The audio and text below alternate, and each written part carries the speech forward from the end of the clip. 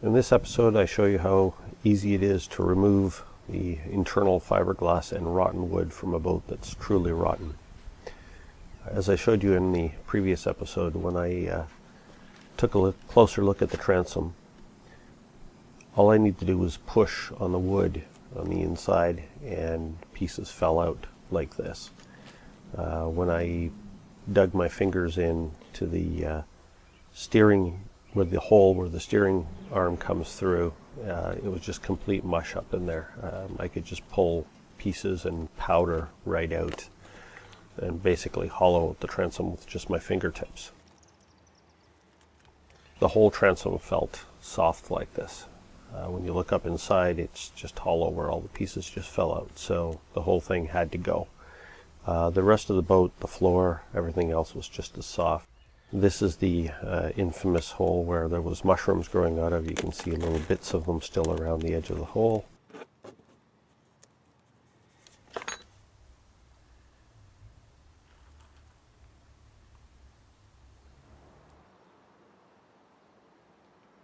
This is the side shelves again. The back part of the side shelves was all rotten from water running in through what was supposed to be the vent holes, but they weren't properly covered because the vents were gone.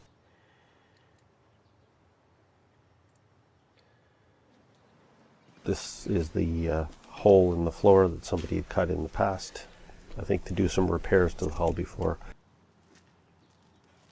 This is the cabin floor, nothing left but the fiberglass skin.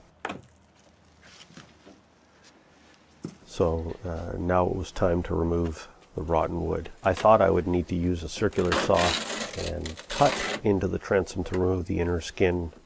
I was a little bit wrong about that. Turns out I didn't need to cut.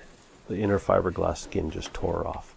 That is all that's left of the wood. It's just completely powdery.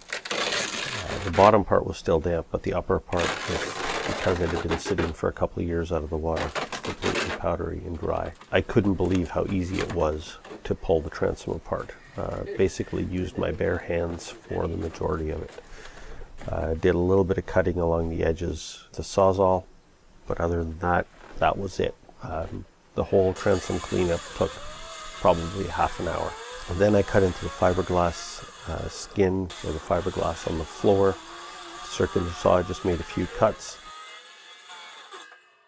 and then just pulled the skin off. It wasn't attached to anything at all. The wood underneath was completely rotten.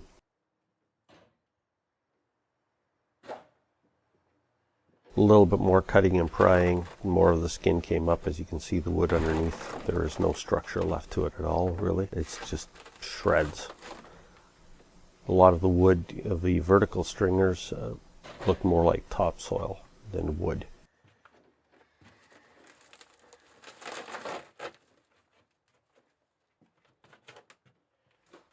Next step, good destruction tool, small shovel. That's what I used for carving the foam out. Worked incredibly well. Very quick, but I wanted to use a shovel because it's unlikely I'm going to put a shovel through the fiberglass hull. Dusty, dirty work. Kind of reminded me at times of digging in a garden rather than dismantling a boat. Overall, I had the majority of the fiberglass and the wood removed from the boat in about 2 hours of work. I expected it to take much longer than that, but because it was so rotten, it didn't resist a whole lot.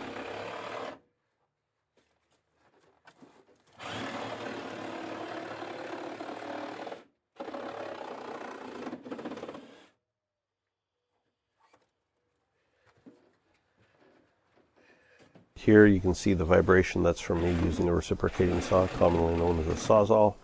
Just carving out some of the sides of the stringers, just being careful not to cut through the hull or anything else I want to keep, and then just dig more of the foam out with the shovel.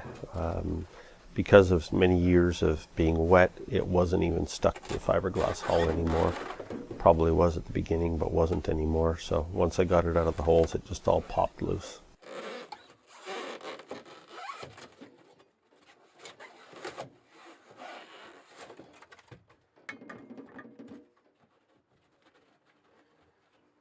and you can see the dirt falling out. That used to be an outer stringer that supported the edge of the floor. It was nothing more than brown loam now.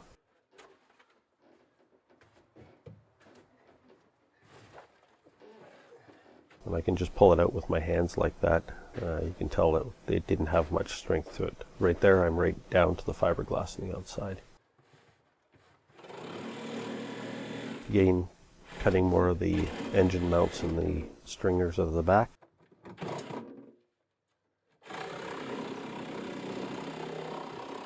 More digging out the dirt and the foam, shoveling it into a wheelbarrow. More like digging in a garden or something than in a boat. After a short order, this is what it looked like. Now it was just a matter of cleaning up the ridges with a grinder, wiping it all down with acetone, grinding down any surfaces with a sanding disc so that new fiberglass would be able to stick to it. But the old rotten wood is basically all gone, other than a few little bits that we're going to come off with the sander later.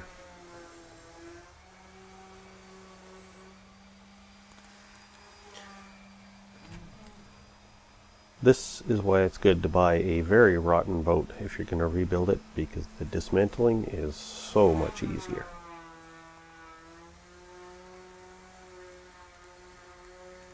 Just remember, you have to get rid of all that stuff somewhere, and this is what I pulled out of the floor.